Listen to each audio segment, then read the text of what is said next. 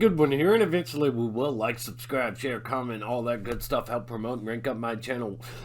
It only takes a moment to click like, subscribe, comment, all that good stuff. Any interaction helps out my channel greatly. With that said, though, I'm going to rank every episode of WandaVision from worst to best, according to me. Now, there's a lot of variety, a lot of variation. It is the strangest show, or thing to exist within the MCU, because this really technically is the first show. I don't expect a lot of people to agree with me on this one, on this list of worst to best. I certainly want to hear yours in the comments section. I'd love the insight. With that said, though, let's do it. Previously on WandaVision. Episode 8, previously on the...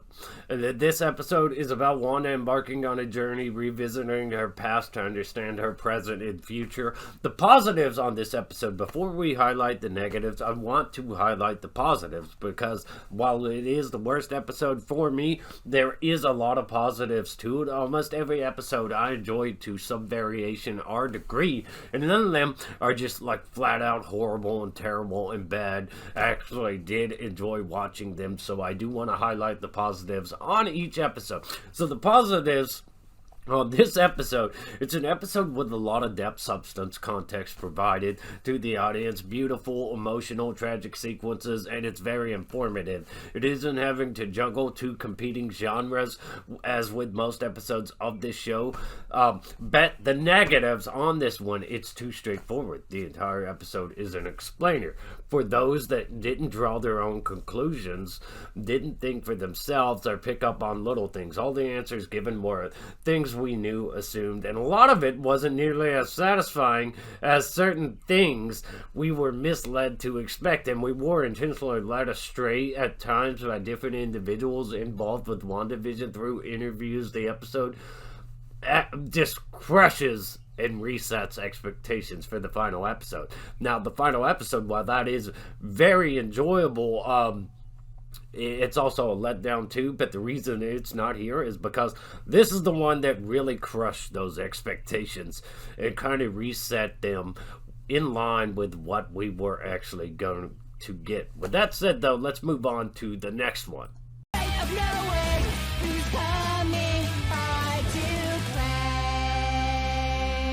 6, all new Spooktacular Halloween.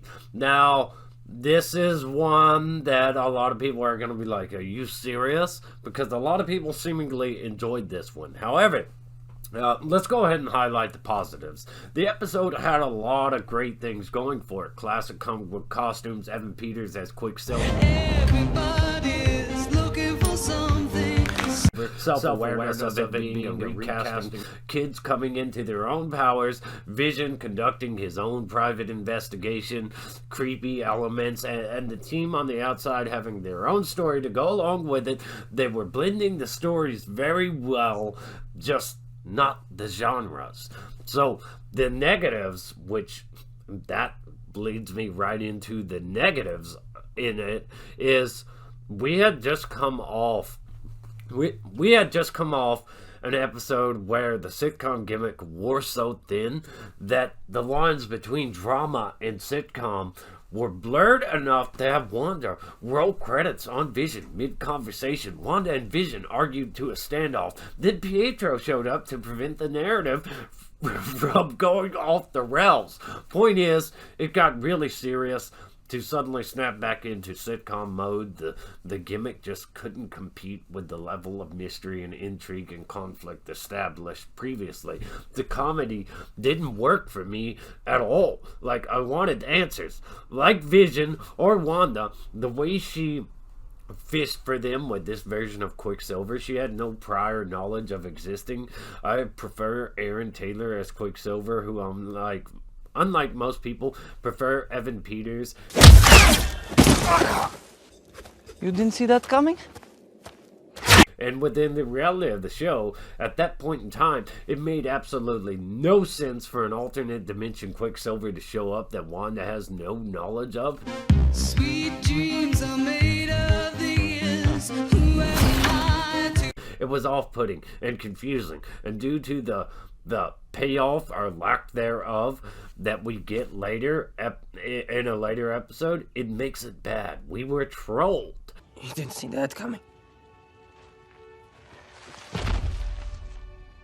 We were trolled, and this episode just, it doesn't set well.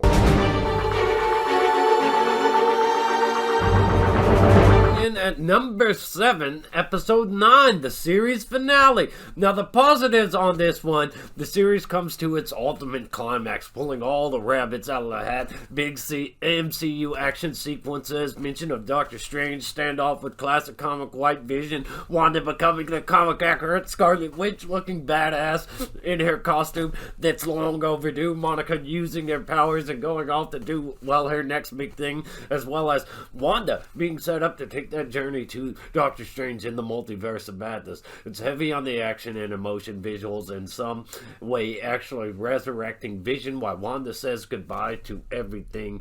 It is pretty good in a lot of different ways, but let's talk about the negatives on this one. Darcy's largely absent except for a brief moment. No big Luke Skywalker level cameo that was teased by the cast. Senior Scratchy is absent. There's more to this than just Agatha, and there are hints of that in the dialogue. But Wanda makes her think she's just a nosy neighbor again before we get like any reason. She said, "You have no idea what you just unleashed." Do you think Wanda would want to know a little bit more to that? Vision gives White Vision the memories to be Vision, but he just leaves without explanation. And Evan Peters is Ralph Boner. You're Ralph Boner? Yes. This was supposed to be the kickoff for Spider-Man 3 and Doctor Strange 2 in the Multiverse of Madness, which is, and Spider-Man 3 is said to have all these other characters from other Spider-Man movies reprising their role, and this Quicksilver would have been the perfect transition into that. Instead, he's a boner, and that reveal isn't exciting enough to give anybody one. You didn't see that coming?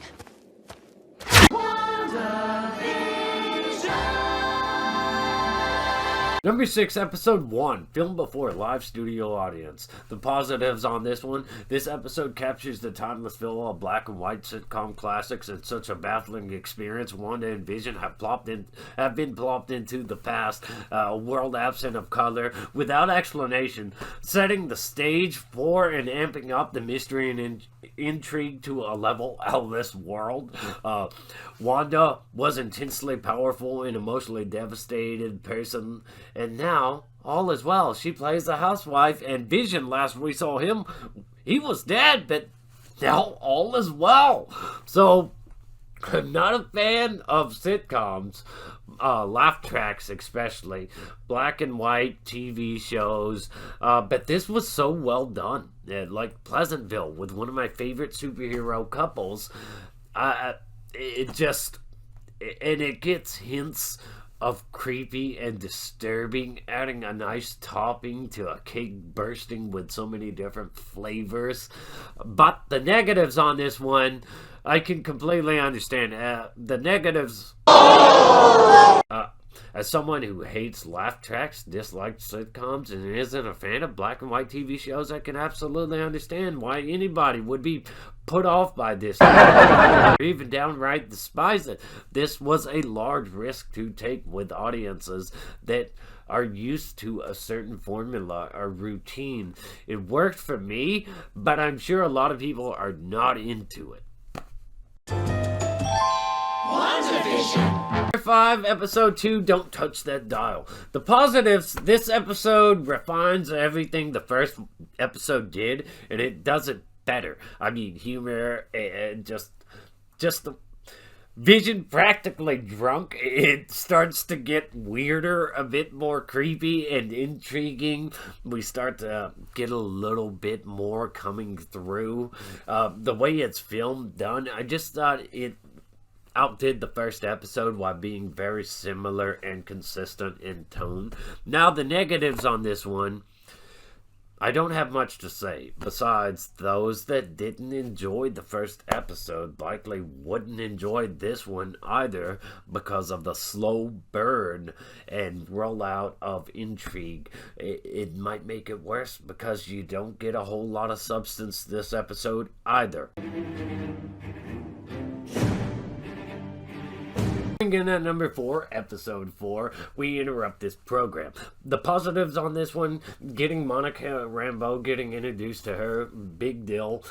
That is a really big deal, as she is Captain Marvel and should have been there first before Carol Danvers when it comes to donning that title. But getting Monica Rambeau, Jimmy Woo, Darcy, a strong team of supporting characters, interesting, likable dynamic between them, seeing Monica return to the world of living after the snap, how the world has changed, how people have reacted and responded to that change.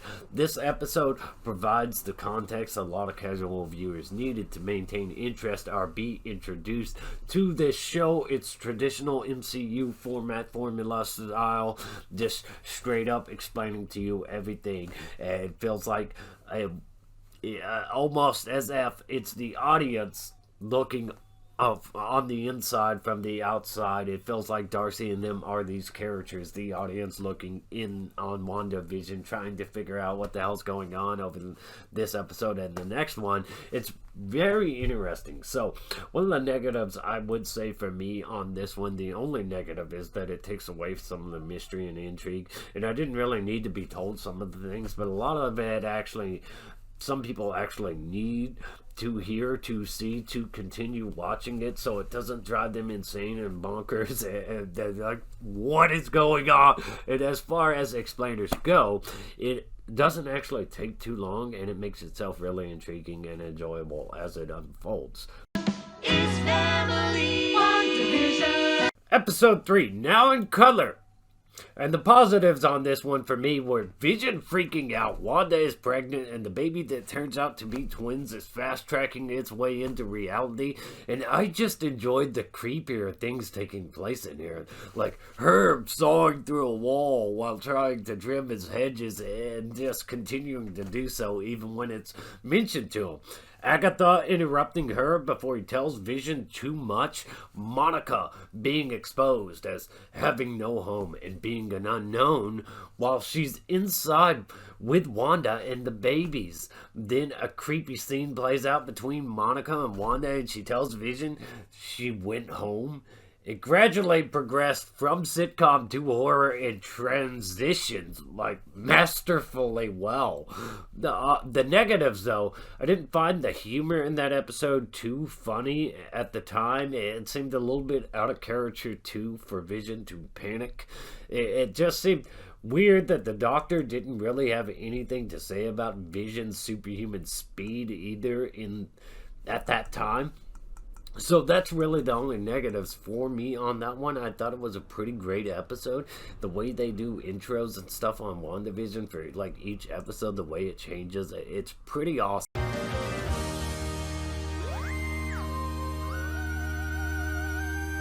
And at number 2 is episode 7, Breaking the Fourth Wall. Monica plots her return.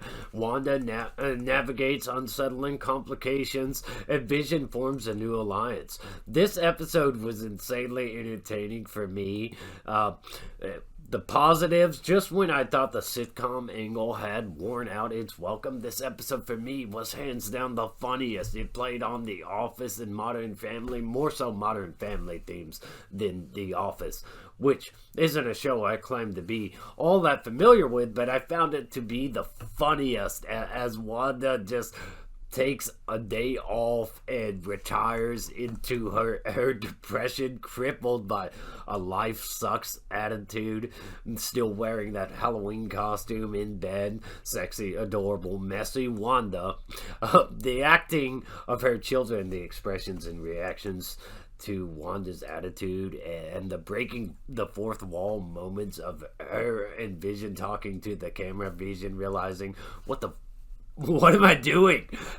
Wanda being blamed by the camera person. You're not supposed. And saying you're not supposed to talk. Darcy was fun, and the reveal. It was also funny. She claimed to have answers and couldn't really answer hardly any of Vision's questions. The reveal of the Agatha song, that was great. There were a bunch of great things in there that just really funny. The commercial, the Nexus commercials. That was absolutely hilarious. The funniest thing was that Nexus commercial. But the negatives, wasn't a shocking revelation about Agatha, and really the whole episode was kind of dependent on that, and that was the only thing that really happened. I mean, waking up Darcy, Vision getting some answers, Monica getting back into Westview, these things were progress, but it was also, it was almost entirely filler. Granted, entertaining, absolutely hilarious filler, but it was, for the most part, the episode was entirely filler.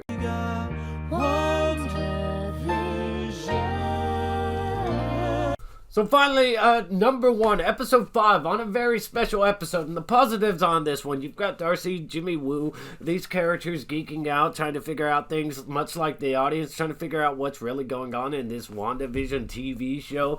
That stuff was interesting, and it seems like they finally hit the right beats, hit the right balance to just blend it very well. You've got the sitcom stuff going on in the TV show, and then you've got the outside real world stuff going on where they're trying to figure out why this TV show exists, what's going on with it, how all this is possible. And it's very interesting to see pan out and play out.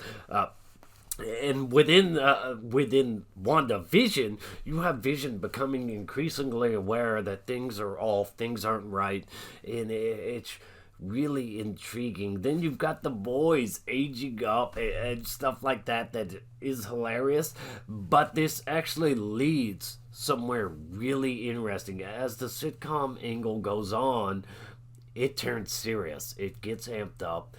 And this is the episode that takes place right before that Halloween episode, which unfortunately kind of resets it back to the sitcom dynamic.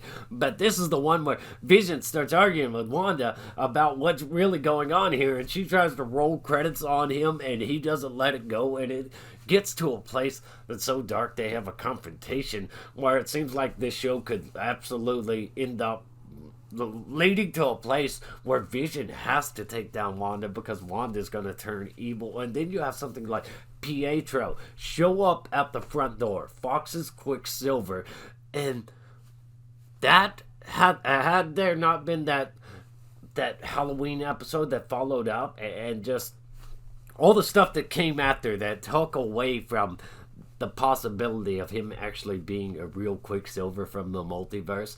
But as it stood, as of that episode, him just showing up at the front door right when you've had all this other tension building up, it was just perfect. And they blended the sitcom in the real stuff, like the thriller detective stuff, very well. This episode works so well for me, and I don't really have any negative thing to say about it. I mean, the whole thing with the dog and some of the jokes that didn't really stick for me, the lighter humor, the sitcom humor, didn't really stick for me, but it was blended together so well. So that's my number 1 of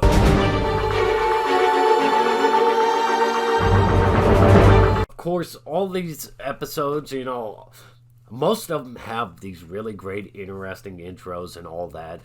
They're all very intriguing in their own right, in their own way. Each one of them is you could say, is very different from the other, like drastically different.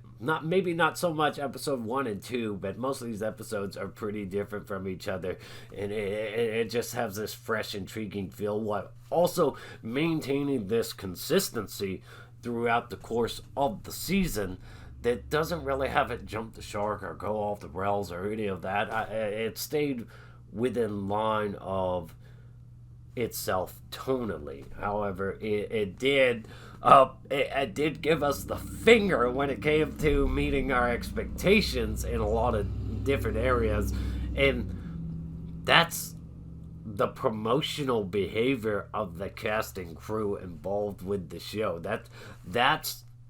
They intentionally misled us. So I'm still pissed about the Quicksilver thing, despite the fact I prefer Aaron Taylor's Quicksilver. I'm still pissed about that Quicksilver thing because you missed a perfect opportunity to lean us into the multiverse. Anyways, with that said, let me know your I was going to say top 10, but top 9. Like, subscribe, share, comment, all that good stuff. Let me know what you enjoyed most, what you didn't, which one you liked the least, which one... what are your favorite moments from this show, just so on. It was a fascinating experience, very risky for the MCU to take, and it turned out okay, but it was also pretty disappointing at the same time, epic and disappointing. Anyways, big good one here. Eventually we will. Stay awesome. Rock on.